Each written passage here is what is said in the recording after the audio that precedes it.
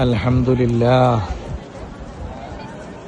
ഇമാം ബുഖാരി റളിയല്ലാഹു അൻഹു മുത്തുനബി സല്ലല്ലാഹു അലൈഹി വസല്ലമ തങ്ങളുടെ വഫാത്തിന്റെ ശേഷം അബ്ബാസിയ കാലഘട്ടത്തിൽ ഏകദേശം 175 വർഷത്തിന് ശേഷം ജന്മം കൊണ്ട ബുഖാറയിൽ ജനിച്ച, അറബ് രാജ്യത്തല്ല, പേർഷ്യൻ ഭൂഖണ്ഡത്തിൽപ്പെട്ട ഉസ്ബെക്കിസ്ഥാനിലെ ഖുറാസാനിലെ ബുഖാറയിൽ ജനിച്ച ഇമാം ബുഖാരി റളിയല്ലാഹു അൻഹുവിനെ നമുക്ക് പറയാം. ചുറ്റുഭാഗത്തും വലിയ ബിൽഡിങ്ങുകൾ,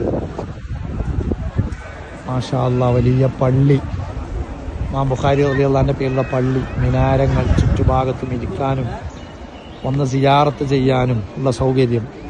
നാനാജാതി മതസ്ഥരും വന്ന് സിയാറത്ത് ചെയ്യുകയാണ്. അസ്സലാമു അലൈക യാ സാഹിബ ഹദീസ്, അസ്സലാമു അലൈക യാ വലിയല്ലാഹ്, അസ്സലാമു അലൈക്കും ദാറ ഖൗമി മുഅ്മിനീൻ വ ഇന്നാ ഇൻഷാ അല്ലാഹു ബിക്കും ലാഹിഖൂൻ. ഈ വലിയ പച്ച കുബ്ബയുടെ താഴ്ഭാഗത്തായുള്ള ഈ മഖബറയാണ്. യഥാർത്ഥത്തിൽ താഴ്ഭാഗത്താണെന്ന് അറിയുന്നു. സിയാറത്ത് ചെയ്യുന്ന മഖബറയായിട്ടുള്ളതാണ്. അല്ലാഹ്, ഇവിടെ എത്തിപ്പെട്ട ഒരാൾക്ക് പിരിഞ്ഞു പോകാൻ തോന്നൂല. ആ രൂപത്തിൽ മാനസികമായി അടുപ്പം തോന്നുന്ന ഒരു മഖബറയാണ്. മാഷാ അല്ലാഹ്.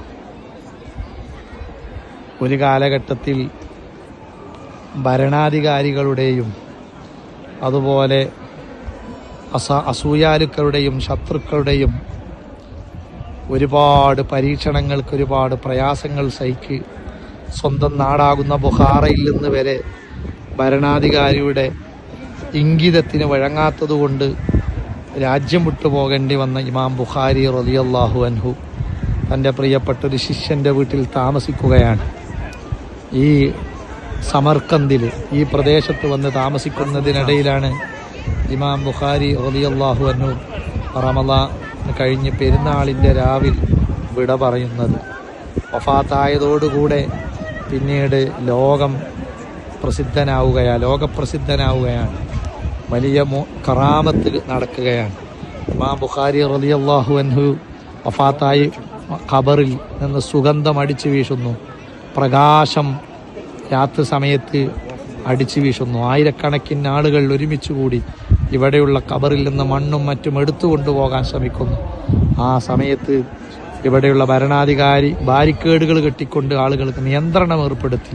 ഇന്നും കിലോമീറ്ററുകളോളം, അല്ല ഏക്കറിലധികം സ്ഥലങ്ങളിൽ മഹാനുഭാവന്റെ പേരിൽ പാർക്കും, സിയാറത്ത് കേന്ദ്രവും അതുപോലെ ആളുകളുടെ ഒരു ആശാ കേന്ദ്രവുമായി മാറിയിരിക്കുകയാണ്. അൽഹംദുലില്ലാഹ്.